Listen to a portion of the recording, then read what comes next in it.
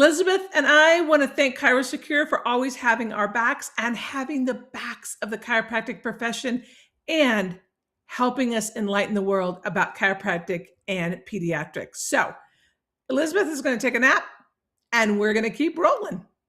Okay, girlfriend, have a good nap. Hey, I'm Dr. Monika Buerger, and I can't wait to bring you this exciting information today on ADHD and some alternative things you might want to think about, including how and why chiropractic care is so important in this population. So, we're going to rock and roll. Stay with me as we move through different things to think about. One is forward head posture. What? Why would we want to think about forward head posture with ADHD? Well, one, because there's more and more literature coming out tying those two things together. Interesting, right? But it makes perfect sense. And we're going to make sense of it for you right here, right now. So here's a scoop. We're seeing more kiddos and adults, obviously, with forward head posture conditions. One, because of technology, right? Tech neck, that leaning forward constantly, either on the phone or on the computer or what have you, especially since the advent of laptops. Think about it, even a laptop, adults working at home, especially since COVID, where they're sitting on the couch, sitting on their bed, and they're working from home on their laptop without good ergonomic support. So it's not just text neck and cell phones and what have you. So we've got to look at those dynamics.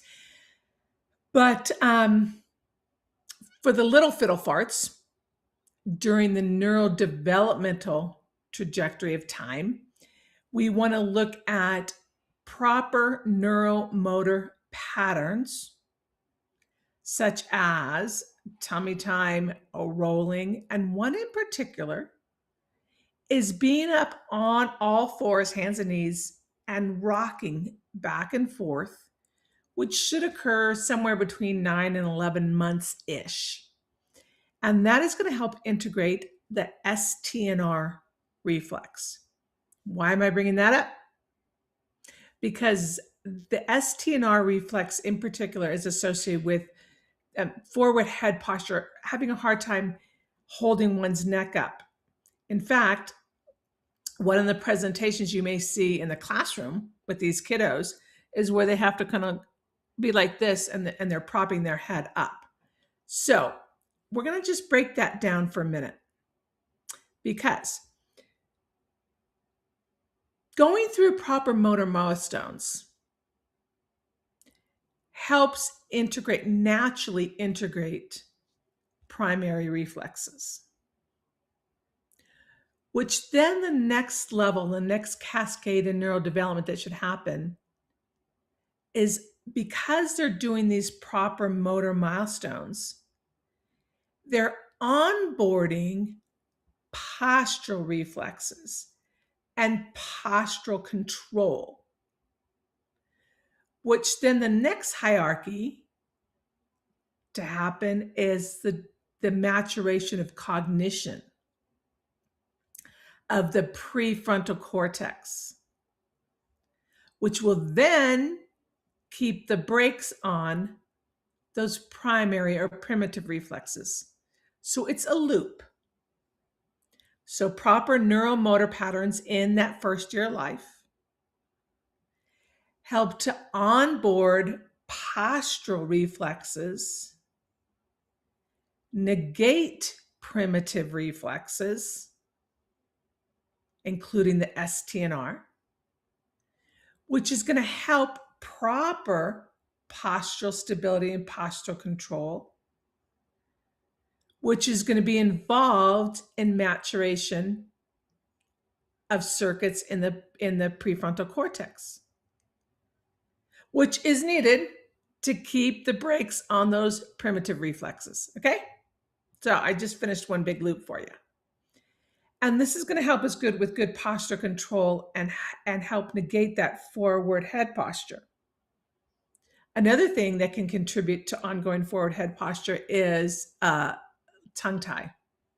And we've covered that before on some of the previous episodes here. So, okay, you got that down pat. So, forward head posture is associated with ADHD. There's more and more. I just got another beautiful study that was out, I think, the end of 2025 or the beginning of 2026, actually tying this abnormal posture with ADHD. So, from a neurological perspective, what are we looking at? Again, if we have poor afferent feed forward sensory input to the brain, particularly the cerebellum and the prefrontal cortex, those are key areas that are associated with ADHD. So if those areas of the brain are not getting that proper input, the proper output, the proper motor response looks similar, can mimic, or can be ADHD. In fact, when I started teaching, a gazillion years ago, almost 30 years ago now, bringing forth the whole sensory motor development and sensory motor integration into the pediatric chiropractic realm, I was basically the pioneer in this work. There was information back then calling ADHD or sensory processing disorder, the new ADHD, because the signs and symptoms so much overlap. So, moral of the story is, if they have poor posture control, if we have vertebral subluxations altering the sensory input to the brain, vertebral subluxations leading to poor postural control, actual poor posture, in this case, the form of forward head posture, due to poor biomechanics, ergonomics, etc., along with vertebral subluxations, your nervous system is dysregulated and your motor output can mimic and or be ADHD. So that is the chiropractic tie. That is the postural tie. That is the forward head posture tie into the world of ADHD. Now, another thing that I'm going to put on the docket here is I've been getting pinged so much lately on this whole thing on alternative nutrients and ADHD. So your basics, omegas, vitamin D, are huge in supporting brain. Choline, phosphatidylcholine can be another one, and supporting those neural circuits that are associated with learning, attention, behavior, etc. But saffron's making a big splash these days. And I've been, in the last month, I don't know how many practitioners have reached out to me, or I've seen it on various social sites, like, what's the deal with saffron and ADHD? Yes, there are some studies with regards to saffron and ADHD specifically. The mechanism is thought to be that saffron can help inhibit the reuptake of dopamine and norepinephrine in the synaptic cleft, thereby helping modulate symptoms of ADHD. But really, the underlying thing with saffron and so many other nutritional supports is the anti-inflammatory effect. It's the anti-inflammatory effect on the brain that can help modulate those neural circuits better, help decrease inflammatory load, and thereby seeing the positive results in learning, attention, behavior, and things like ADHD. Now, a couple of specifics I wanted to bring you is titration levels. First of all, your source of saffron. I'm the chief science officer and formulator for a nutritional supplement company. And so learning the ins and outs has been very fascinating. It really is about standardization. So it's not necessarily about going get a bunch of saffron and putting it in cooking, in a cooking context. Yes, that can be helpful. for many reasons, again, because it's a good anti-inflammatory. So, but for us, for looking at studies with regard to saffron and ADHD specifically, it's making sure it's a standardized product, okay? How it's extracted is incredibly important. And where's the sourcing from? So there's really some intricacies you've got to think of.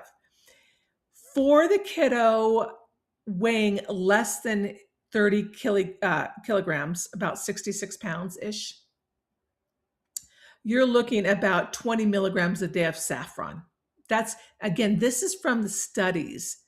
So when you want to support the system for a specific purpose, not necessarily as a specific condition, because we don't treat conditions, again, it's bringing that to the standardized what they're seeing in clinical trials. So less than 30 kilograms of body weight, about 66 pounds, about 20 milligrams a day of a good standardized saffron extract.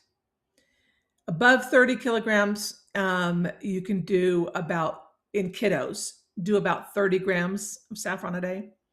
And the older kiddo and the adult, they're looking at anywhere from 55 up to 80, 88 milligrams a day of saffron. And again, those are what we're looking at from a standardized and a clinical trials purpose. So that's a scoop on saffron. I thought I'd address it here because, again, it's been interesting that it's been coming up so much.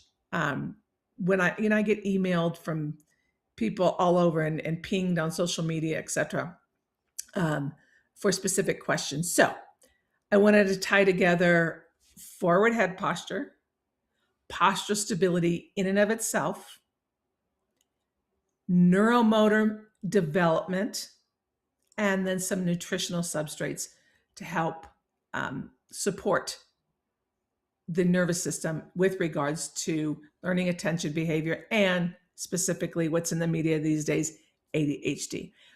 If you want to learn more about this, dive into my 6 Pillars Foundations of Neurodevelopment class.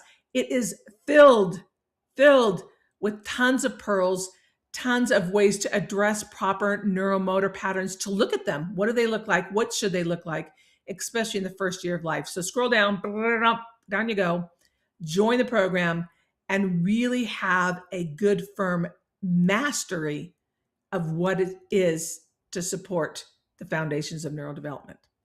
So I'll see you on the inside in that 6 Pillars class.